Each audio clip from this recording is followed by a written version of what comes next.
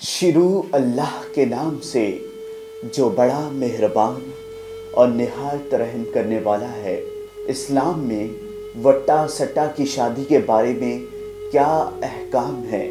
दोस्तों, इस वीडियो में आगे बढ़ने से पहले अगर आप लोगों ने अभी तक हमारे YouTube चैनल औरत हब को सब्सक्राइब नहीं किया तो इस चैनल को सब्सक्राइब करें और साथ लगे बेल आइकन को भी प्रेस कर लें ताकि तवातुर के साथ हमारी वीडियोस आप तक पहुंच सके।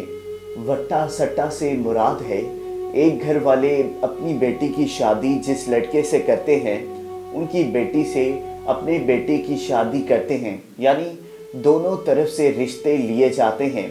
अब अगर तो ये कहा जाए कि हक महर नहीं दिया जाएगा कि ये लड़कियां एक दूसरे का हक महर हैं, फिर तो ये जायज़ नहीं है। ना ही ऐसा किया जाए कि दोनों तरफ बराबर हक महर रख कर कह दें कि एक दूसरे से लेने की बजाय बराबर हो गया। मसलन 2000 दोनों के लिए मुतय्यन किया, बाद में कह दिया लेने देने की ज़रूरत नहीं, बराबर ही है।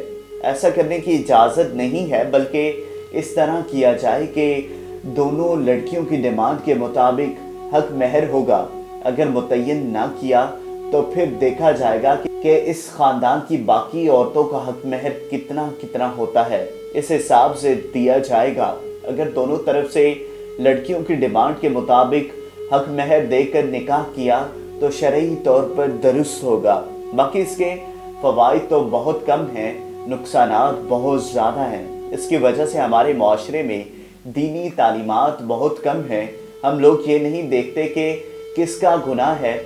जब एक तरफ कोई मसला बन जाए तो दूसरी तरफ वाला लड़का अपनी बहन की गलती पूछे बगैर अपनी बीवी पर भी वही अमल करता है जो दूसरी तरफ उसके भाई ने किया होता है।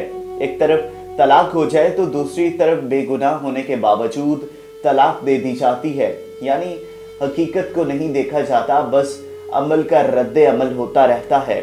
इस तरह एक लड़की की ज़िंदगी उसके करतूतों की वजह से तबाह हो जाती है, जबकि दूसरी तरफ एक बेगुनाह लड़की की ज़िंदगी तबाह कर दी जाती है। हालांकि ऐसा नहीं होना चाहिए, इसलिए बेहतर है कि वट्टा सट्टा से परहेज़ किया जाए ताकि ज़िंदगी सुकून से गुजार सके। दोस्तों, अगर आपको ये वीडियो पसंद आई हो तो इस वीडियो को लाइक करें, कमेंट करें और ज़्यादा से ज़्यादा शेयर करें।